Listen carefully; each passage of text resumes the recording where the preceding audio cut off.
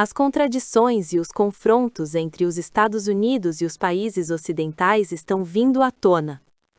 Há pouco tempo, no Fórum Econômico Mundial realizado em Davos, na Suíça, travou-se um intenso embate de acusações entre os Estados Unidos e os países ocidentais em torno da questão da Groenlândia.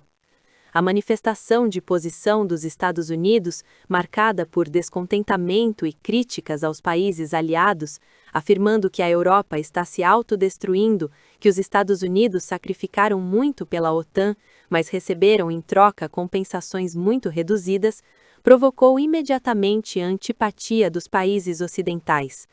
Uma alta autoridade da Comissão Europeia declarou que a soberania da Dinamarca e da Groenlândia deve ser respeitada e que essa questão é extremamente importante para as relações transatlânticas. Ao mesmo tempo, rebateu afirmando que as ameaças tarifárias dos Estados Unidos estão prejudicando os interesses comuns. O primeiro-ministro do Canadá também declarou que está firmemente ao lado da Groenlândia e da Dinamarca e que apoia plenamente o direito exclusivo que eles detêm de decidir sobre o futuro da Groenlândia.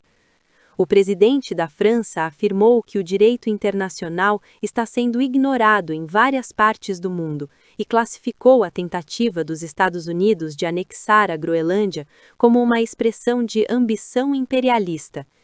No fórum, o primeiro-ministro da Bélgica fez declarações que expuseram de forma crua a natureza essencial das relações Estados Unidos-Europa, caracterizadas por uma relação de senhor e vassalo, chamando a atenção dos países participantes.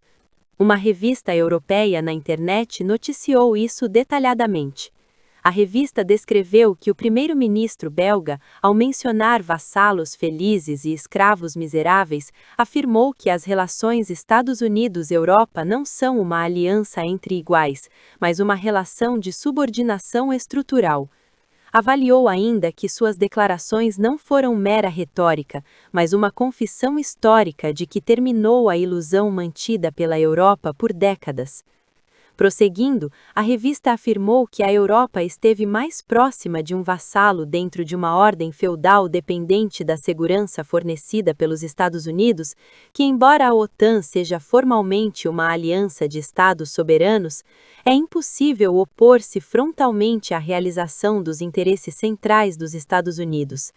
Que a Europa, por décadas, se autoproclamou defensora da ordem internacional baseada em regras, mas que essa ordem é um sistema no qual as grandes potências aplicam seletivamente apenas as regras que lhes são favoráveis, sendo um instrumento para legitimar relações de dominação e subordinação. Afirmando que a disputa pela Groenlândia é um caso decisivo que revela essa realidade, a revista enfatizou o seguinte: diante da exigência dos Estados Unidos por controle sobre a Groenlândia, a Europa oscila entre a indignação e o sentimento de impotência. Desmoronaram a crença de que a Europa é igual aos Estados Unidos, a crença de que o direito internacional funciona independentemente da força, e a crença de que é possível uma soberania plena sem poder militar. A Europa sempre foi dependente em sentido pleno e apenas chamou isso de parceria. Esta é a dura realidade.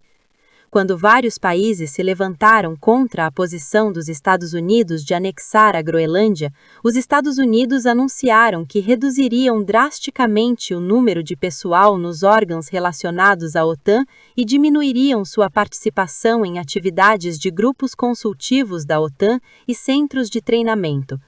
Em resposta, a França, apesar dos alertas dos Estados Unidos, exigiu que a OTAN realizasse exercícios conjuntos na Groenlândia. O Canadá realizou pela primeira vez em 100 anos um exercício simulado para repelir um ataque militar dos Estados Unidos. Um fundo dinamarquês anunciou que liquidaria títulos da dívida pública dos Estados Unidos. Anteriormente, o presidente da França, o primeiro-ministro do Canadá e outras autoridades de vários países declararam que não podem aceitar uma ordem mundial decidida por pessoas que se vangloriam de deter a maior voz ou a força militar mais poderosa, afirmando que a velha ordem baseada em regras chegou ao fim e não será ressuscitada. Jong-chol, Rodong Shinmun.